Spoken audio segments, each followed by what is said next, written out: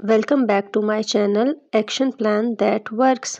السلام علیکم۔ آج ہمارا ہے سبق نمبر 7 جس میں ہم پڑھیں گے فے، کاف، کاف، گاف، یعنی کہ یہ 4 حروف ہیں آج کے ہمارے سبق میں۔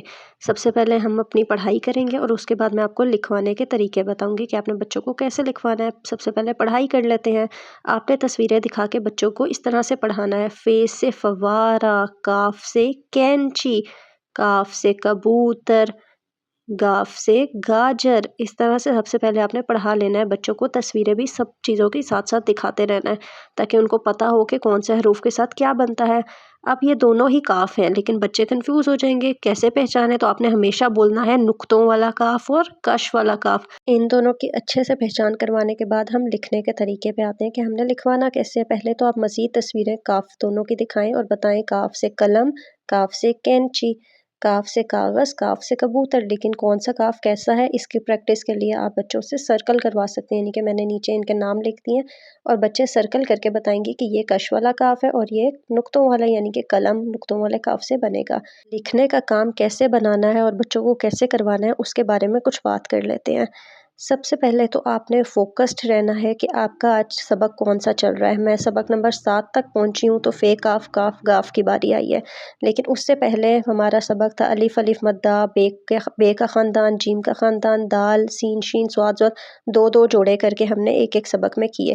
تو آپ دیکھ لیں کہ آپ ابھی کون سا سبق پڑھا رہے ہیں۔ اگر آپ فے، کاف، کاف، کاف کی بات کریں پرٹیکولرلی تو اس میں آپ نے کیا کرنا ہے کہ 10 شیٹس کم از کم آپ نے بنانی ہے بچے کے لیے، ورک شیٹس، یا آپ کسی کاپی پہ بھی بنا لیں لیکن زیادہ بیٹر ہے کہ آپ پیپر پہ بنائیں تاکہ بچہ سارا کام خراب نہ کرے۔ چھوٹے بچے ہوتے ہیں وہ لائنس وغیرہ ڈال دیتے ہیں اور سارا کام خراب ہو جاتا ہے۔ ایک وقت میں ایک پیپر ان کو دیا جائے تو زیادہ بیٹر ہے۔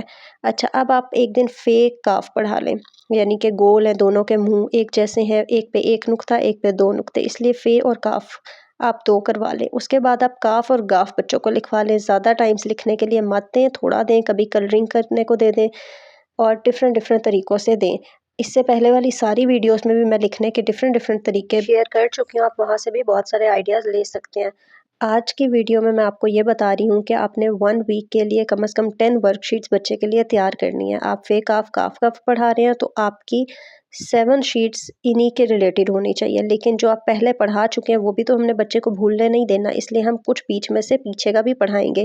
آپ نے اپنے پاس نوٹ ڈاؤن رکھنا ہے کہ آپ کا بچہ کس چیز میں ویک ہے، یعنی اس کو سواد میں مسئلہ آ رہا ہے یا بے پے تیٹے میں۔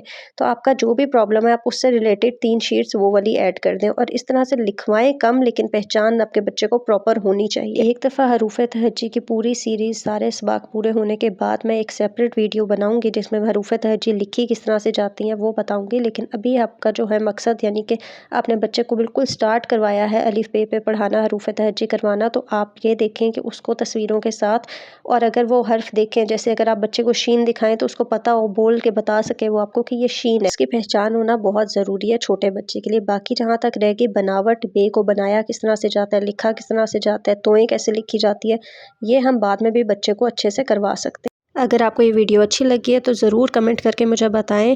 سی یو سون۔ اللہ حافظ۔